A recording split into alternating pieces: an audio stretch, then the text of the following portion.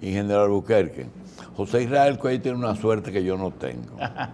Cada vez que él ha decidido participar en programas de panel compartido con otro coproductor, lo ha hecho con gente muy inteligente. Por eso a veces, los martes o los viernes, cuando usted viene a compartir, yo me siento muy mal. Mire, tuvo con una de las mentes más brillantes que ha tenido la Iglesia Católica, que fue Monseñor Emilio Lapallés y del Río. Segundo, compartió con Federico Enríquez Grateró. Claro. Y ahora con Ramón Albuquerque. Bueno, no, conmigo Tres mentes brillantes. Pues yo me siento aquí como totalmente fuera de lugar. ¿Qué tenemos hoy? Bueno, mire, creo que debemos llamar la atención del país a la carencia o falta de un plan de ordenamiento territorial y poblacional. ¿Eso está en el Congreso? No, óigame bien los elementos. Este país tiene 48.500 kilómetros cuadrados. La tierra no crece, la población sí. Vivimos dando datos incompletos, como decir que la población de República Dominicana es de 10.700.000 habitantes, sabiendo que hay posiblemente 1 millón, 1,5 millones, o quién sabe, de indocumentados. Lo que nos lleva a la población, no la ciudadanía, pero sí la población, a 13 millones. Entonces, tenemos una abrumadora, nos sentimos impotentes ante fenómenos propios de la era tecnológica que vivimos, pero también hay un problema fundamental que es la falta de un alcantarillado sanitario. Creemos que no tenemos que manejar las aguas servidas, las llamadas aguas negras, y esto está abrumando el país. Hacemos caso omiso al hecho de que el planeta, es bueno a veces uno sentarse y meditar qué es nuestro planeta, porque eso nos da una serie de datos fundamentales, nos hace recordar una serie de variables fundamentales. ¿Cuáles son? El planeta tiene 510 millones de kilómetros cuadrados, pero ese es el planeta en su totalidad. Tierras emergidas, que son los 5 continentes y los miles y miles, tal vez millones de islas, son 135 millones de esos 510 millones.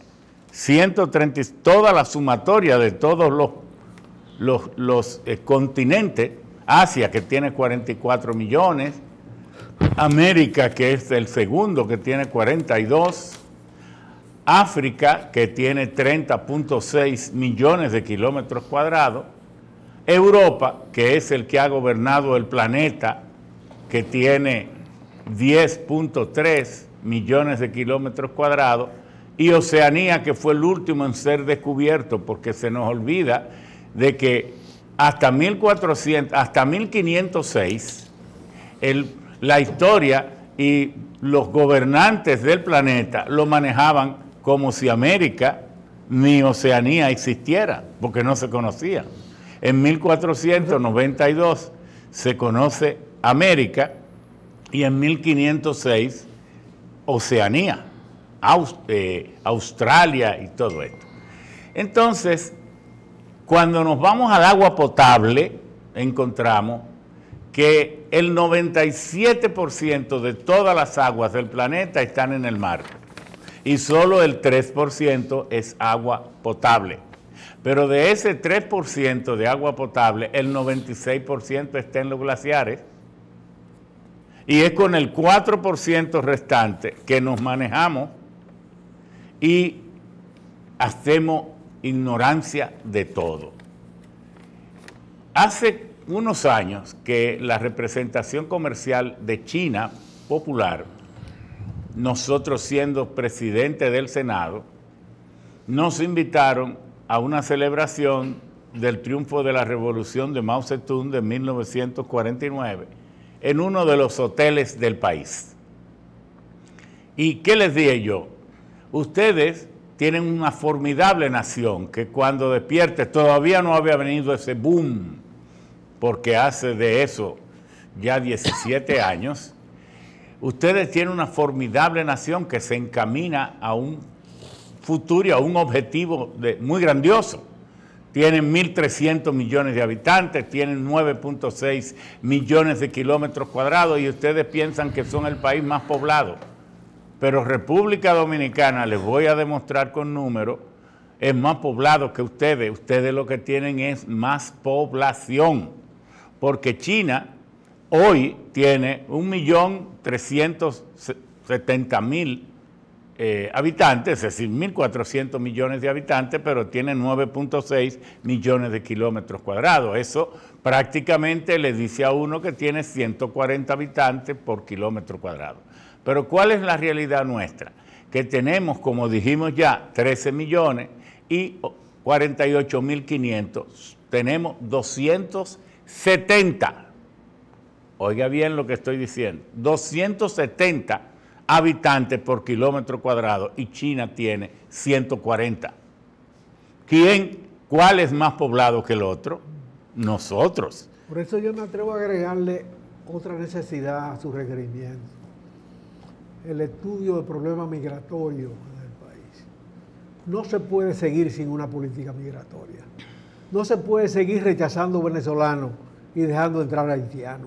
No por razón racial, sino por razón cultural. La señora embajadora de los Estados Unidos que viene para acá, ayer visitó al embajador dominicano en Washington y elogió el papel de la República Dominicana en la conferencia de Vián, que le permitió a la República Dominicana ser el primer país de América que acogió judíos perseguidos por el nazismo. Es un hecho, un galardón que tiene este país de carácter histórico. Que Trujillo se ganó unos cuartos en eso, probablemente. Que Rubirosa se robó otro. Que hubo gente que tiró incluso a judíos de los aviones. Todo eso es verdad. Y hay más. Pero lo cierto es que el país tiene un mérito histórico por eso. Como lo tiene por ser el primer país que recibió republicanos españoles. Pero no solamente los méritos que se ganan de fuera, sino los que se ganaron de dentro. Porque la presencia de judíos transformó el país. Transformó el país. Aquí hay leche pasteurizada y hay embutidos a partir de ahí. Y queso bien hecho a partir de ahí. Aquí la intelectualidad se transformó con la presencia de los republicanos españoles. Entonces no hay derecho a que el país se maneje año tras año con una negligencia en el manejo del problema poblacional, porque esa población se integra al país. Claro, y está demostrado. Como se integraron los judíos, como se integraron los españoles, lamentablemente no se enraizaron más, porque las condiciones políticas del país no eran las mejores para esos talentos. Pero lo cierto es que dejaron una huella permanente. Y el no tener una política poblacional, ya es evidente que una de las responsabilidades fundamentales del Estado, si bien tienen que tener un control de la territorialidad, de la seguridad nacional, de los temas de la salud, del tema de la educación, de la seguridad ciudadana, si bien ya es una obligación del Estado la seguridad alimentaria, definiendo seguridad alimentaria como lo definen las Naciones Unidas, como el acceso a alimentos de calidad, en calidad suficiente y de manera económicamente accesible conforme a los patrones culturales de cada grupo étnico. Eso es la seguridad alimentaria. Y ya la seguridad alimentaria no es solo un derecho del ser humano. Antes que un derecho del ser humano, es una obligación del Estado. Es el Estado el que tiene que asegurarse que cada dominicano coma. Pero claro, instintiva y biológicamente, cada ser humano es responsable de sí mismo. Pero jurídicamente es el Estado el que tiene la obligación de planificar. Entonces, eso que decía con mucho tino José Israel, de que el Estado tiene que contar con una política migratoria, es parte de la política poblacional. Si no sabemos cuántos somos, cómo se mueve esa población, cómo fluye, dónde vive. Y ahí viene la responsabilidad de una política territorial. El territorio hay que organizarlo, porque aquí, lamentablemente, los huracanes saben los nombres y las direcciones de la gente que ellos van a convertir en damnificados antes de venir. Porque si hay una memoria meteorológica, a lo mejor, tal vez, ya esos huracanes saben, porque el Estado sabe dónde vive toda esa gente. Aquí hay gente que vive encima de la basura que se compacta y se vuelve falso suelo a orilla del río. ¿Ustedes sabían eso?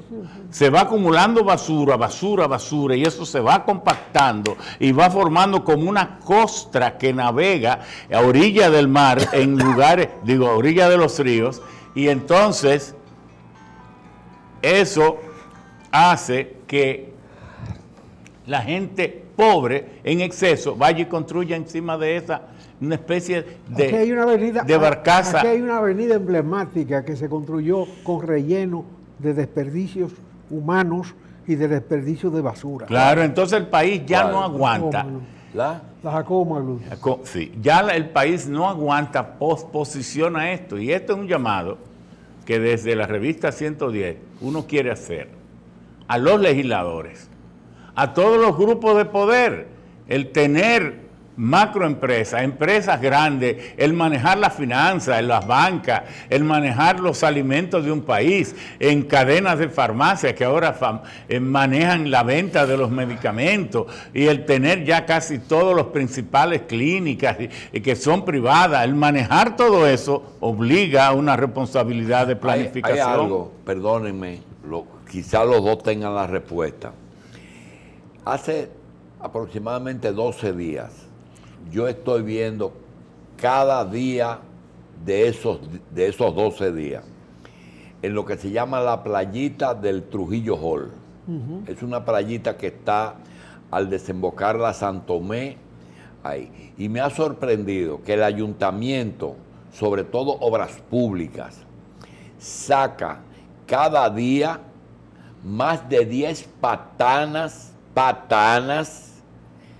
visto por nosotros, cada día, durante más de 10 días, más de 10 patanas, justamente de ese lugar. Y yo no me explico cómo es posible. Parece ser que las corrientes del río y del mar confluyen en ese lugar. Y forman un remolino. Ese es como una esquina en que termina en la playita. En punto muerto. Pero es todavía usted va hoy y encuentra ese espectáculo. Por lo menos el olor queda hoy todavía. Entonces, todavía ayer estaban las patanas. Sí. La pregunta es la siguiente. Esa basura que está ahí, lo primero es ¿de dónde proviene? Bueno, viene del desagüe. El río Sama, el río Isabela, el río... Son cloacas. Y todas las cañadas que lo alimentan. Y todas las cañadas que lo alimentan y los efluentes, todo esto junto, y ya los cientos de miles de personas que habitan en todo ese entorno, que todo lo que manejan y desechan lo tiran al río, la gente que va con sus vehículos a tirarlo al mar, al río, a todo esto, ha convertido esto en la cloaca pública. Pero lo peor es, y por eso pensé que era bueno escoger este tema, anoche estuve viendo yo la televisión, la radiotelevisión española, con un reportaje diciendo que la ciudad de Santo Domingo y el país, que es un destino turístico por excelencia, se está viendo aplastado por su incapacidad para manejar los plásticos. Y cuando pusieron esas mismas imágenes de los millones, cada año viene al país, se estima, le oí la cifra a Domingo Contreras de un estudio que pagaron, 1 billón de envases plásticos. 1 billón de envases plásticos. Inmediatamente ¿Viene de fuera? Que viene al pero país. Aquí se producen mucho. Pero aquí vienen las resinas. Aquí se produce, pero los plásticos vienen de fuera como quiera, porque son polietileno, poliuretano, todo esto, estireno. Bueno, entonces son los que le llaman las botellas PET, que le llaman PET, que es PET, PET, que quiere poliethylene, un polietileno. Es una resina que se saca del petróleo. Bueno, se calcula que es 1 billón. Yo hice los cálculos. Si cada uno pesa, que eso es aproximadamente 50 gramos, estamos en presencia de que el país y el mundo tiene que pensar en serio. Eso no puede seguir así. No puede seguir. Los plásticos toman desde 50 hasta 500 años para degradarse. Y es una responsabilidad de cada familia. Cuando usted esté en su casa, por lo menos yo lo estoy haciendo en la mía, sea responsable con usted, su familia y con el país. No compren envases plásticos, no lo debe comprar. Pasan algunas cosas. Mire, ingeniero, ayer estuvimos la gente de Sur Futuro, una organización privada, una fundación, y el señor encargado de cambio climático dijo algo que a mí me sorprende. Yo soy muy amigo de Fran Rodríguez, quien comenzó el programa de la construcción de la presa de Montegrande. ¿Y sabe la denuncia que hizo él? Que cuando esa presa termine, ya los niveles de agua que va a traer el río Yaque del Sur van a estar el doble por encima de la capacidad de represamiento de la presa. Entonces yo digo, ¿y qué es lo que se estudia aquí? Bueno, hay muchas cifras contradictorias porque se habla de que el cambio climático trae una disminución de las lluvias, otros dicen que más. Yo pensé que era que se iba a disminuir el cauce. No, hay que afinar esos números. Pero aquí se hace doctrina de disparate que dice cada quien. Claro.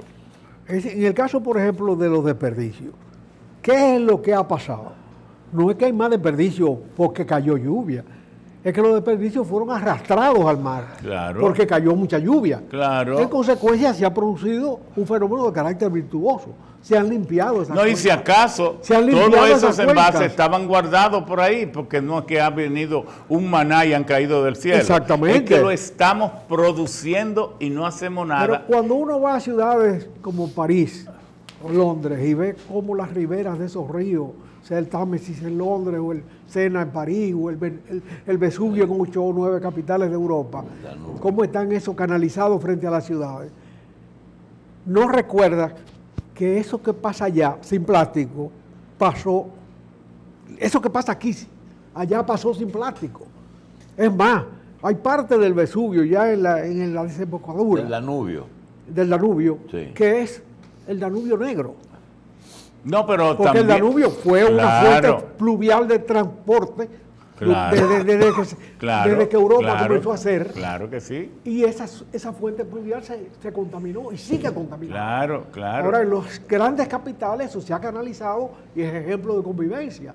¿Hasta qué niveles puede llegar? Eso es perfectamente posible canalizarlo. Cuesta dinero como le costó a ellos en su tiempo. Hay que hacerlo. Pero eso no se hace hablando. Uno habla de París y se admira de París. París era una ciudad arrabalizada que nadie quería ver ni visitar antes del 1860. Fue Napoleón III que prometió a Francia hacerle la ciudad más bella del mundo. Y entonces París es el resultado de una planificación. Los subterráneos para el manejo de las aguas pluviales y sanitarios y de todos los servicios de París es un caso ejemplar que se estudia en las universidades de ingeniería sanitaria. Eso no es producto de que alguien fue haciendo una casa, un castillito, no, eso fue producto de una planificación. Y este país y esta ciudad tiene que hacer lo mismo. Pero, y ya, sí. Pero en la difusión de cosas peregrinas, de carácter peregrino, se ha victimizado las lilas. Se habla de que las lilas son venenosas. Señor, las lilas lo que hacen es consumir el fósforo.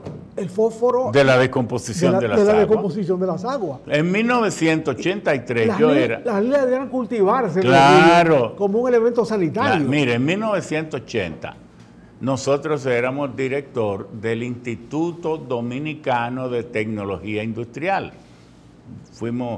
Trabajamos allí como subdirección, luego dirección, hasta que fuimos designado secretario técnico de la presidencia.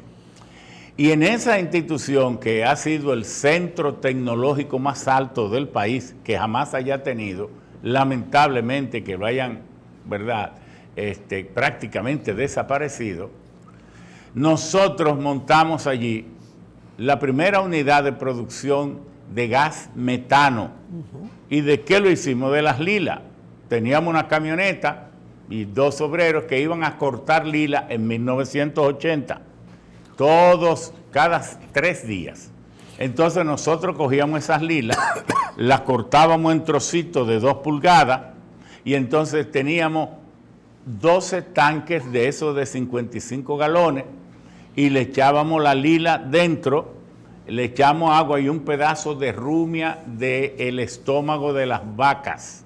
Y a los 12 días todo empezaba a fermentar y con unos tapas de plástica, los convertíamos en digestores de metano y entonces le poníamos unas fundas y con unas válvulas nosotros canalizábamos ese gas hacia la cafetería del Indotec y por tiempo nosotros lo tuvimos funcionando con el gas metano de las lilas de ahí, cuando no había eso no era un problema, pero como ahí siempre ha habido agua dañada por el vertedero de excrementos humanos y de todo, bueno, pues eso es una oportunidad que el país tiene.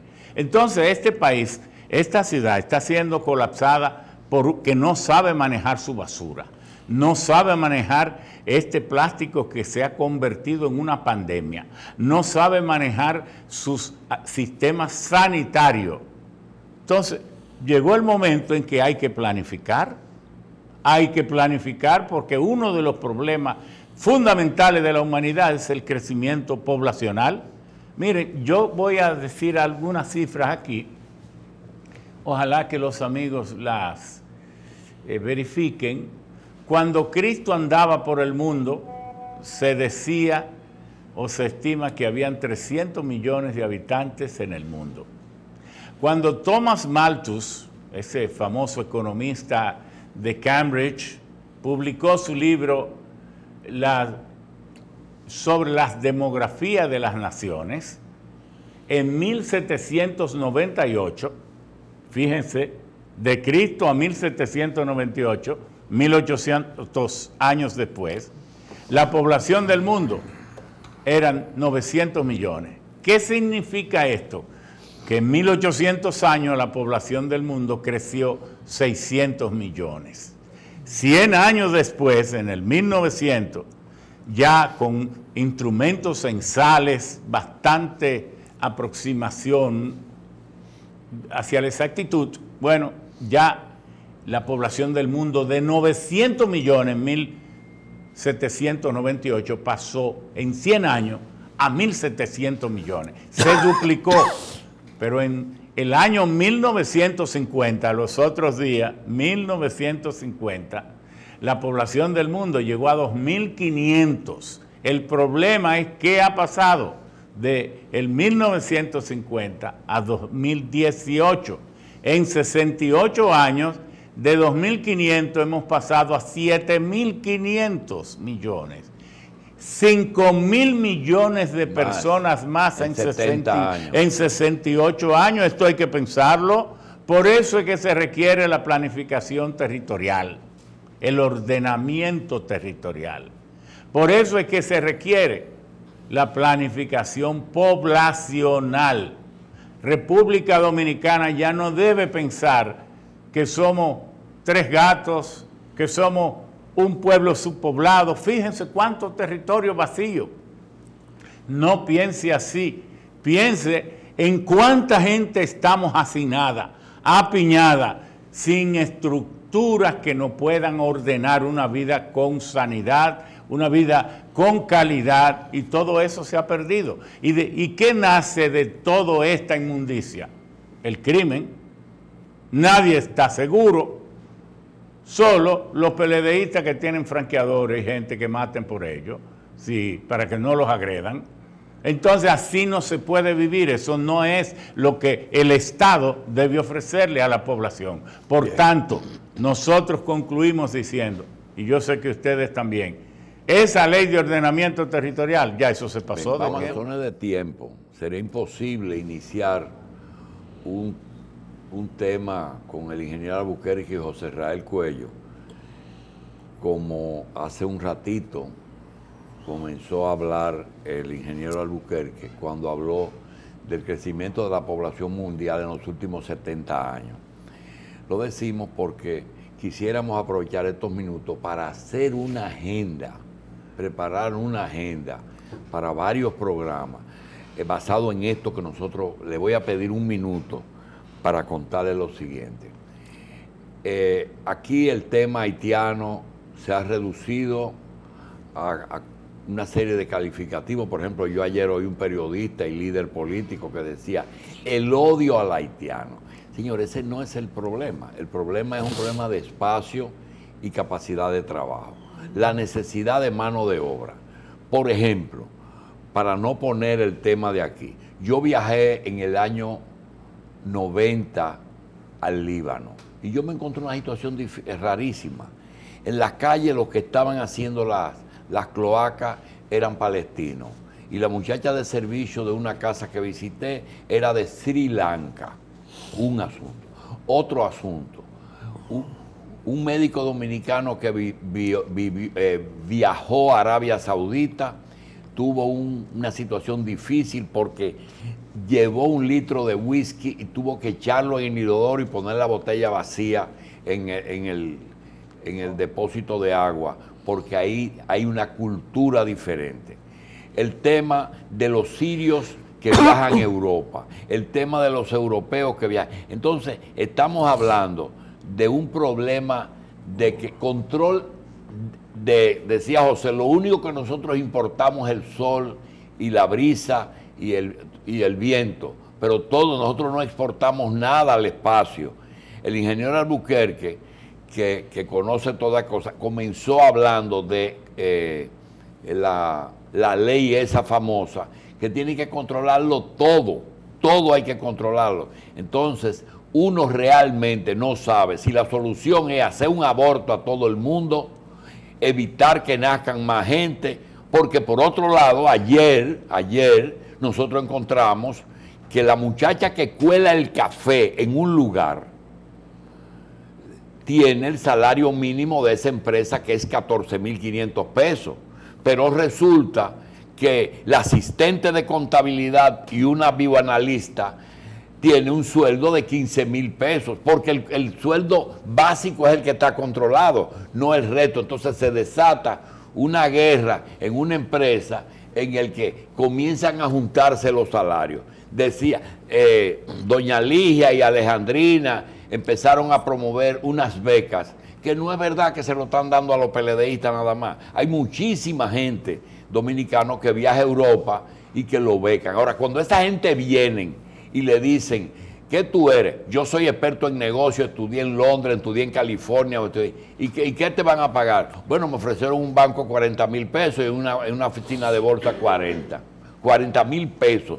Ingeniero, ¿se puede hacer un muñeco para que nosotros, por lo menos, no es una Ministerio de Población y Familia, ni tampoco de la técnico de la presidencia, pero qué se puede hacer? Porque me da la impresión que no estamos haciendo nada. Mire, justamente esos deben ser los objetivos de lo que ya es la Ley de Estrategia Nacional de Desarrollo, porque ¿qué es el desarrollo? El desarrollo es el conjunto de actividades que pone en marcha una nación para alcanzar objetivos de bienestar para su población, utilizando sus recursos naturales en un aprovechamiento donde cada vez le agrega más valor a los fines de poder satisfacer sus necesidades en bienes y servicios y poder tener un excedente planificado y organizado para intercambiar con las otras naciones, porque ya esto no son tiempos ni de salir a vender lo que ya usted tiene producido, sino venderlo antes para sembrar para vender antes de sembrar, ni tampoco estos son los tiempos en que usted vende lo que le sobra. Tiene que planificar lo que los otros quieren para usted poder venderlo. En Alaska hay dominicanos en buena posición, en Alaska, y los transportadores de petróleo desde Irak a Jordania son 80 choferes dominicanos. Entonces yo le confieso que estoy perdido. No, pero ahí vamos. Entonces los muchachos dominicanos, este país no solo está exportando a todo el que se puede ir con un machete o conseguir una visa de Horizonte, no. Ahora estamos exportando algo que sí es peligroso de una manera total. Los hijos nuestros, los hijos de cualquier familia de clase media que se gradúa aquí, en las mejores universidades, no solo, como dicen algunos, en la UAS cuando se puede, no, que se van a hacer posgrado en Europa y en Estados Unidos, y la misma persona tiene 3 y 4 posgrados en distintos continentes. Cuando viene aquí, como bien dijo, usted dijo, le pagan 35 y 40 mil pesos y los muchachos nuestros tienen que irse. Lo estamos viviendo en carne propia porque aquí no dan ningún tipo de valor. Si no es hijo de multimillonarios, de millonarios dominicanos, lo que viven es humillado, como bien dijo, ganando prácticamente el mismo salario que gana una gente vendiendo fruta en un buen puesto. Entonces, todos esos desniveles son peligrosos. ¿Cómo se resuelve eso? Planificando. Planificando. Nadie tiene odio aquí contra los haitianos, menos yo, que vengo de un batey, que sé creol, que eso es, que tuve más amiguitos haitianos que dominicanos por vivir en un batey. Eso es así. Y muchos de ellos son tan dominicanos como yo porque se obtuvieron toda su documentación. Entonces, hablar de que de odio a Haití, no. Lo que queremos es una planificación, porque como yo hago una reunión organizada donde brinde comida, dé atenciones y yo no sé cuánta gente va a ir. Si yo esperando 10 se me aparecen 30, se me va a romper todo. No voy a tener con qué darle la atención, no voy a tener a lo mejor agua suficiente, no voy a tener alimentos suficientes. Eso ¿Y es mismo, territorial o poblacional como debe de modificarse? No, política, tiene que ser. ¿Qué es eso? Mira, el 6 de marzo de 1986. Yo te pregunto, es una fecha capital en la historia dominicana. No, para que siga eso. ¿Cómo es posible que tú me digas a mí la emigración de 400 judíos que se redujeron a 50 porque se fueron para Nueva York cambió? Pero aquí hay descendientes de otras cosas que son muchos. Ahora el tema es que qué es lo que hay que hacer. ¿Qué es lo que hay que hacer? Aquí había una ley que estaba prohibido venir del campo a la capital en un momento. No, pero que tenía que pedir permiso. José Israel te va a responder. Hay mucha caricatura en la planificación y en la dirección. Sí. Pero yo he señalado el problema migratorio, 2 hechos capitales en la historia dominicana que son concretos. La inmigración judía y la inmigración española son concretos. Y ahí están los hechos. Y vuelvo al momento capital del 6 de marzo del 86, cuando salió de Puerto Príncipe el último de los Duvalier. En ese momento gobernaba Jorge Blanco aquí con sus pequeñas luces, pero Balaguer estaba ahí cerca y volvía al poder. Balaguer volvió con la isla al revés, abajo de Brás. La isla al revés es su pensamiento al revés. El pensamiento que él había desarrollado toda la vida anti-haitiano al servicio de Trujillo, lo vira y habla hasta de la unidad de las dos naciones en ese libro. Cuando el gobierno de Trujillo fue el gobierno que más concesiones, oiga si claro, estamos antagónicos, el gobierno que quiso venderse como el más anti-haitiano fue el que le dio a Haití lo que nunca debió haberle dado. El complejo de los culpa. territorios de la miel. El problema es cuando 8.600 kilómetros cuadrados.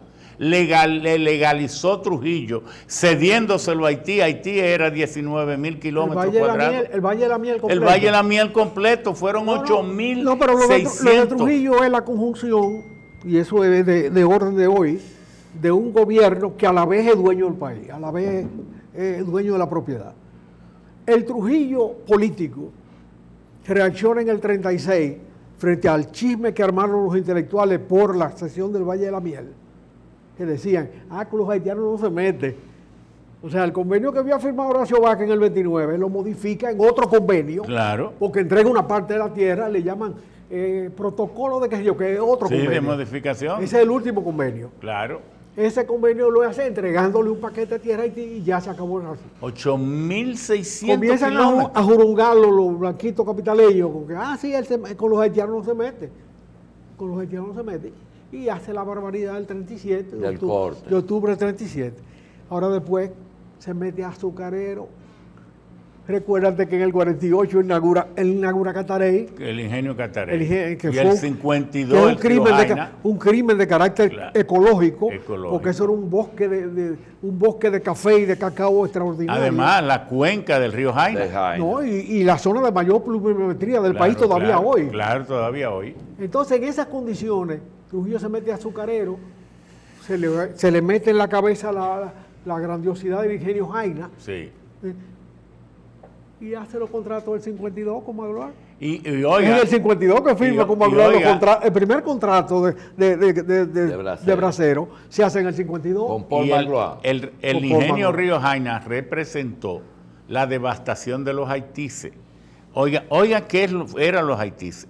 Nunca antes se había cortado un árbol desde el surgimiento de la masa vegetal del planeta hasta 1951, cuando entra a los haitises y devasta allí cerca de 280.000 tareas de tronco que yo cuando era niño, allá, nosotros veíamos esos árboles en el suelo que no podían ni quemarlo de lo grande que eran y nosotros hacíamos escalera en el conuco porque era más fácil caminar sobre el árbol porque la masa vegetal era tan profunda que a uno se le hundía el pie.